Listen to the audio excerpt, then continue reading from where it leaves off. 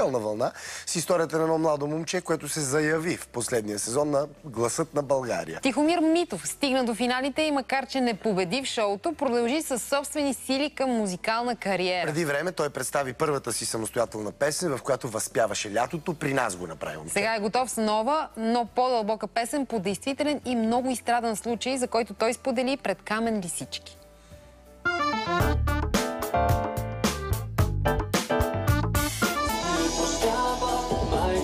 Животът на Тихомир се обръща на 180 градуса още когато е на 5 години.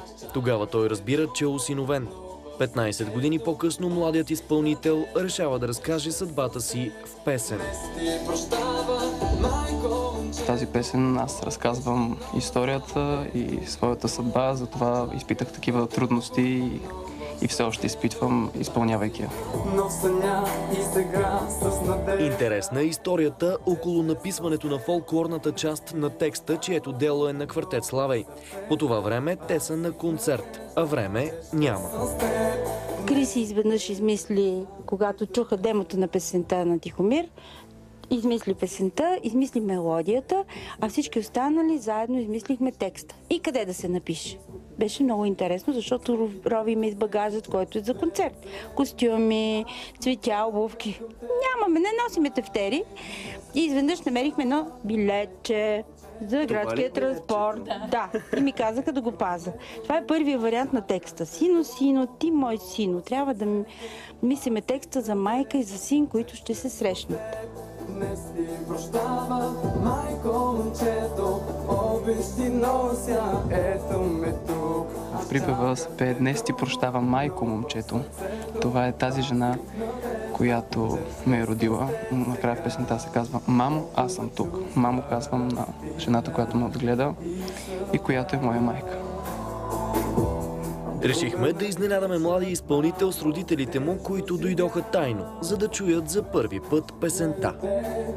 Чака среща с теб и знай, днес ти прощава, майко момчето, обичи нося, ето ме тук. Аз чаках те дълго, но в сърцето пазих надежда, че ще съм с теб.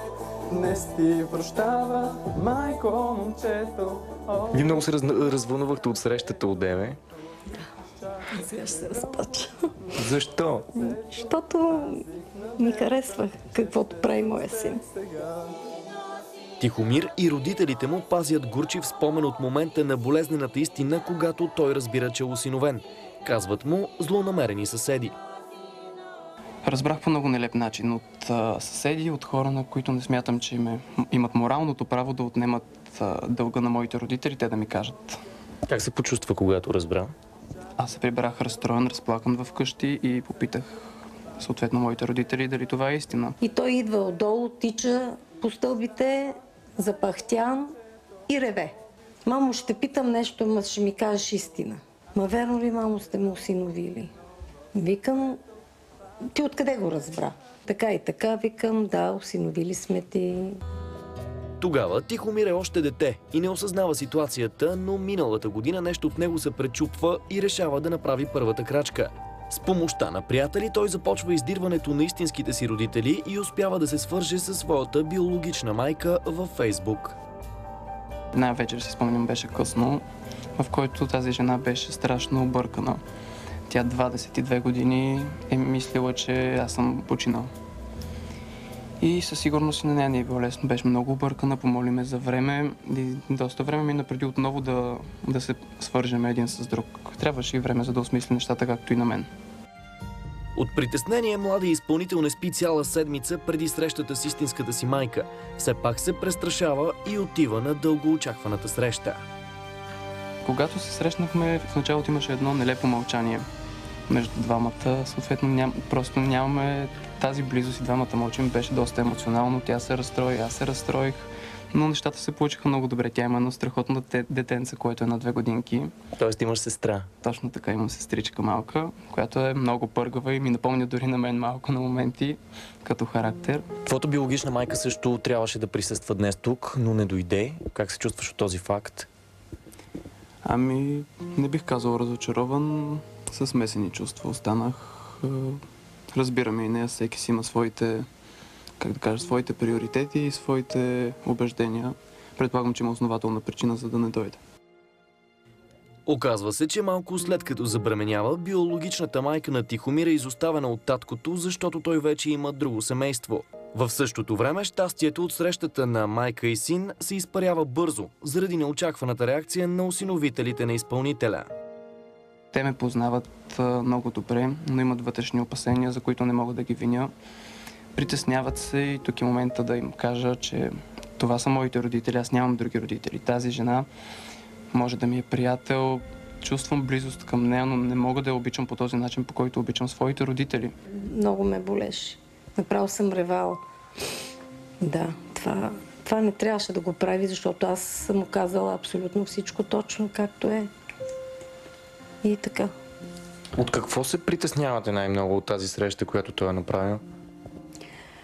Да не се върне при нея случайно и да ни изостави. Това ли е най-голямото опасение? Да. Да. И плюс това той иска да ни срещне, аз не искам. Не се чувствате готова? Не искам да се срещам с тях. Въпреки това, Тихомир не губи надежда и търси начин да стопли отношенията между осиновителите и биологичната си майка.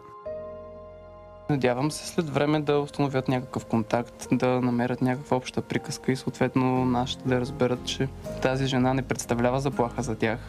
Аз съм тяхно дете и все при тях ще се връщам, за това и в тази песен се пее "Мамо, аз съм тук". Надеждите си не крият и двамата родители, които си мечтаят за внуче. След 10 години ще стане на 32 години. Той ни обеща на 33 да се ожени. Той трябва и по-рано да се ожени. Ти не дей. Защото аз съм си на възраст и би трябвало да видиме поне неговото... Внуче, как? Да се порадваме.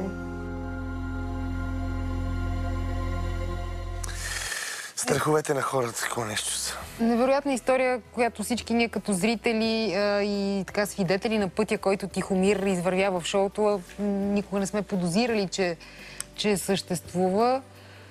Да, но смело решение, да е. Доста смело решение, да искаш да се видиш. Кое имаш предвид? Ами все пак... Много хора искат, както сме обаче коментирали страха неведнъж, голям. и то е съвсем естествено, в крайна сметка, за едно дете да иска да познава и биологичните си родители. И общо дето аз тук не знам случай в историята, в който детето да е предпочело да се върне под някаква форма при биологичната си майка, примерно след 20 години, в които то е живяло с своите истински родители, както и Тихомир казва, и това са хората, твоите майка и баща, с които ти си израснал. Никой не знае как ще реагира човек. Биологията далеч не е най-важното нещо. Не е най-важното, но пример, като хора. говорим за това, защото ти кажа, че е най-естествено решение да речем, нали, да искаш да се видиш с твоите биологични родители. Да знаеш кои са най-важно. Давам пример Стив Джобс, нали, моят любимец, който е осиновен. Да. Той до такава степен е... Те са му казали още от дете, че е осиновен, не са крили от него. И той до такава степен е намразил буквално биологичните си родители, заради това, че те са го изоставили и са му създали комплекс, че той е негоден. Той цял живот се чувства, че е трето качество човек, не е второ, поради факта, че са го оставили. И той не се е срещнал с тях и не е искал да се срещна с тях и се е срещнал с баща си чак, мисля, 30 години след като е разбрал. Всеки дораства в различен момент. А той е свръхинтелигентен човек в този смисъл, не е до интелект. Никой не казва, да. Така, влязохме в много дълга дискусия с теб.